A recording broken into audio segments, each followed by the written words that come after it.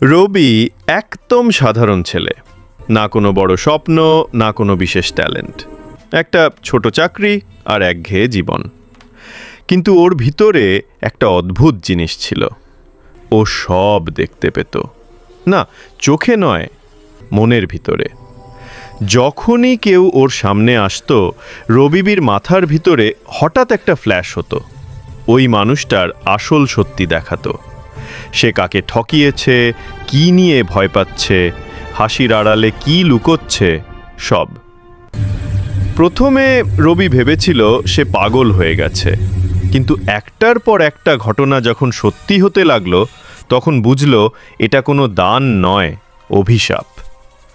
অফিসে সবাই ভাবত এই বোরিং লোকটা কারো সাথে কথা বলে না। রবি চুপ থাকত, কারণ সে জানত কারো কথার আড়ালে কি মিথ্যে লুকিয়ে আছে।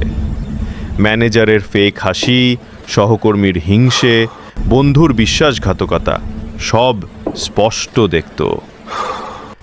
একদিন রাতে বাড়ি ফেরার সময় মেট্রোয়ে বসেছিল রবি। সামনে এক মেয়ে ফোনে ইনস্টাগ্রাম স্ক্রল করছে, স্ক্রিনে লেখা #BeKind, #SpreadLove। আর তখন রবির মাথায় ফ্ল্যাশ, ওই একই মেয়ে প্রতিদিন অন্যদের হেট মেসেজ পাঠায় গোপন অ্যাকাউন্ট থেকে।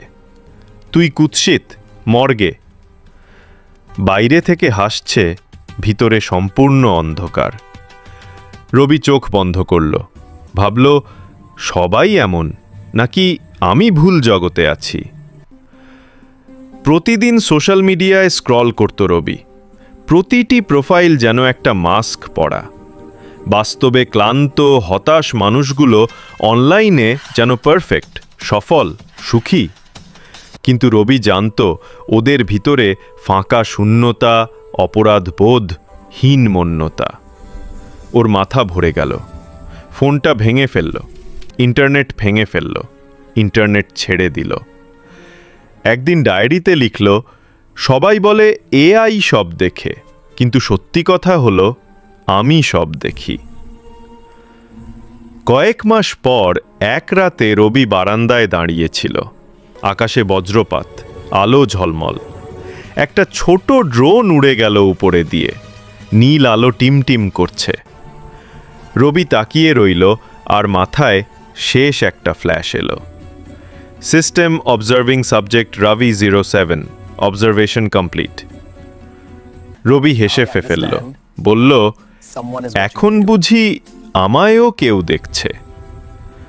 চোখ বন্ধ করল, সব অন্ধকার হয়ে গেল।